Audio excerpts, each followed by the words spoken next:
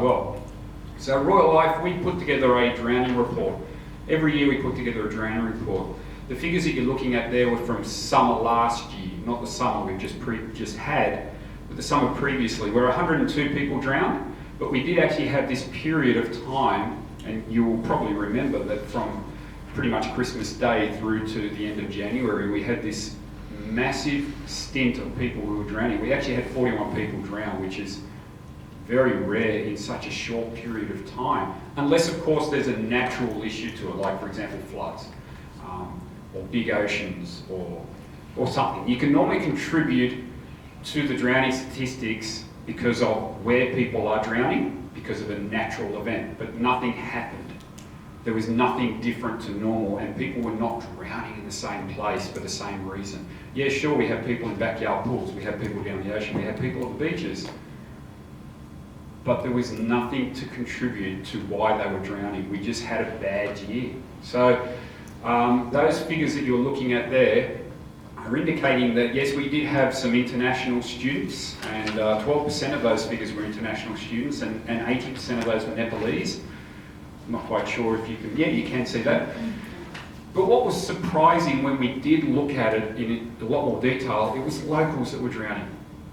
Now, local to that area does not necessarily mean that they weren't refugees. However, it was still local. So from a Royal Life perspective, obviously, let's go back to our communities and let's stop people from drowning. And to do that, you need to engage with all of your local facilities, whether they be beaches, pools, and you need to get people in there and you need to get them using the water space.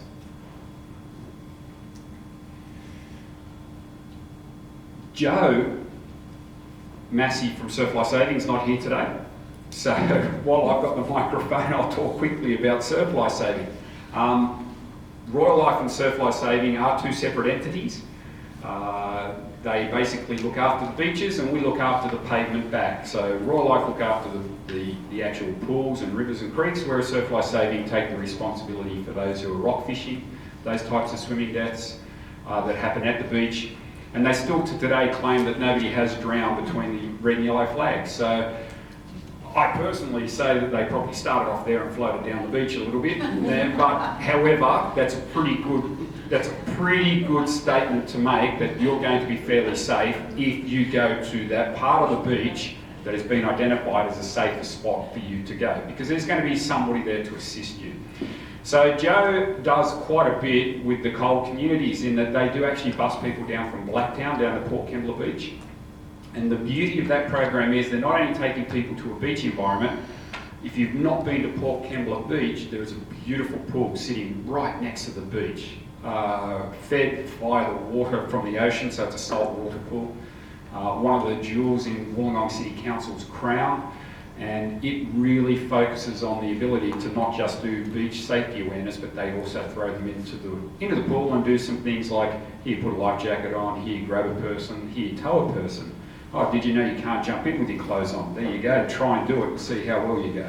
So some very, very simple activities, and they've been doing that for quite a number of years, and they've been successful in securing funding for that particular activity over the time. So Surf Life, Royal Life, a little bit different. They work hard at doing what they do. They get a lot of feedback and they're really, really good again at promoting that whole red and yellow flag. Come and talk to our lifesavers, because our lifesavers are there to keep you safe. They've probably got the largest water safety volunteer group in Australia, and they're very, very proud of that, and they do want to continue to keep working. They have done quite a number of beach days for our cold groups, and to do that, the actual state branch will turn around and pretty much do a deal with the local club and pay for the room for the day, but their volunteers turn up, and they've had probably in excess of probably 40 to 60 people turning up where they're doing activities on the day. And what they do, if you've ever been down the beach and seen the NIPA program running, where there's just people in fluoro vests that are doing water safety, they do that particular activity for these refugee groups, and they get them into the water, get them onto a rescue board. They've had a couple of issues they've had to work out as they've been going. For example, we cannot put that gentleman, lifesaver, with that group of females. Something simple that we would not even glance and think twice about, we've had to learn on the go. in that we just can't put a male with a female. And probably Pete might even be able to talk a little bit more about that. And then it gets into things such as what is suitable to wear when you are at that location. And again, probably just a testimonial that Joe probably knows more about, but I think it kind of says everything it needs to say there, in that the whole purpose of the actual activity was to get people down to the beach that would probably never, ever in their wildest dream have decided to go to the beach, because they were only going to the beach if they wanted to try and swim away from the people that were chasing them with a machete and guns. So beach is an exit or an entry route, not a recreation place. What I'm going to do is hand over to Peter Wilson from Wollongong Council. Yeah, thanks, Ian. Wollongong City Council, we're a seaside council. We operate 17 beaches, 9 rock pools, 9 aquatic facilities. So in Wollongong we've got a hell of a lot of water. So people who are coming to the city, there's going to be a fair opportunity for them to be able to interact with water. So Wollongong Council has been involved because we want everyone to use our wonderful facilities and assets and all those sorts of things. So it's about inclusion for us. But we're very strong with the safety message. We work very strongly with Royal Life and Surf Life to get the message about water safety out there. And this collaboration has given us an opportunity to get that message across in a very sensitive way. I've been fortunate enough over the last couple of years to do some of the presentation days and all those sorts of things, and working with interpreters, working with the caseworkers to just get that simple message across, and it's worked really well. We talk about all sorts of things. They work, they turn up these facilities, they're all excited. All they want to do is jump in the water, into the pool water or to the beach water, and all they want to do is have fun. Unfortunately, very few of them are able to swim. I shouldn't say they all swim like rocks, but unfortunately they do. So we get involved, we try and let them know what happens at the beach and the pool, and we go from this. I can see that the organisers put that photo up of me.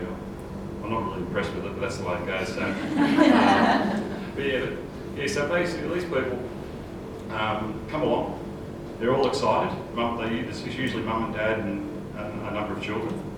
They come along and all they want to do is listen and understand what's to do, and then all they want to do is jump in the water.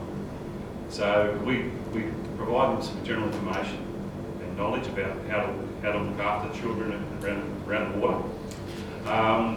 And basically, one of the things that we did find out about is that as an Australian, you see someone in a lifeguard shirt or a green yellow surf club shirt or a full lifeguard shirt, it's about they're there to help you, make sure that you're safe. Unfortunately, a lot of these people have come from communities which they don't trust anyone in a uniform. So trust has been something that's very difficult for them, but we're trying to say, well, don't worry about that. It's the Australian way. These people are here to help you. So they really don't understand the way to do things, particularly in the event of something happening. A lot of the participants that are coming to are Muslim, so there's some cultural sensitivities involved with first aid, and if we have to put a defib on somebody, we actually, the presentation I do, I grab the defib, pass it around the room and just say, well, this is what it is.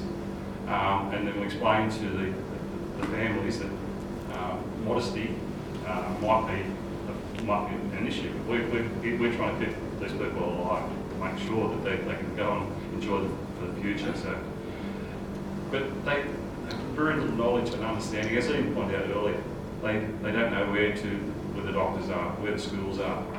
And realistically, we all know when we go down to the virtual pool, we turn up in our posies, our board shorts, or whatever. They turn up. And we've had to develop some pamphlets, some information. These two brochures are in Arabic and Cantonese. So basically, all it says is it's correct swimming attire guidelines. So swimming guidelines meet general public decency expectations. Ideally be designed for swimming, be made from a suitable material, be hygienic and safe, and be unlikely to be a risk to the user or others. So unfortunately, we've had a couple of my pools over the years. People turn up in their, what's the name of the hijab? Is it hijab? Sorry, my apology. And they've jumped into the pool and they've got themselves into trouble. So the first thing is they've jumped into the deep end, the outfit comes up around their shoulders and they struggle with the water. But their culture, they can't, there's modesty requirements as part of their beliefs and things like that. So what we've done, we send them off to get a burkini and things like that, so which meets all their requirements from a cultural perspective and things like that. So it's just something general about what to wear to the beach or pool, and it's all about getting that message across. And once we explain why that they need to wear certain things in the water, they really appreciate it, and they all have fun. So as you would have seen, there's a couple of young lifeguards in that video that was played when we first started. Matt's a 20-year-old guy he's a seasonal employee with us, and he really enjoys getting involved in these days. They have fun activities, they really enjoy, and I'm being wound up here. Yeah, but no, it's a really good news bear. If you'd like to have a chat to us, we'll be around for a while, and it's an opportunity where we can use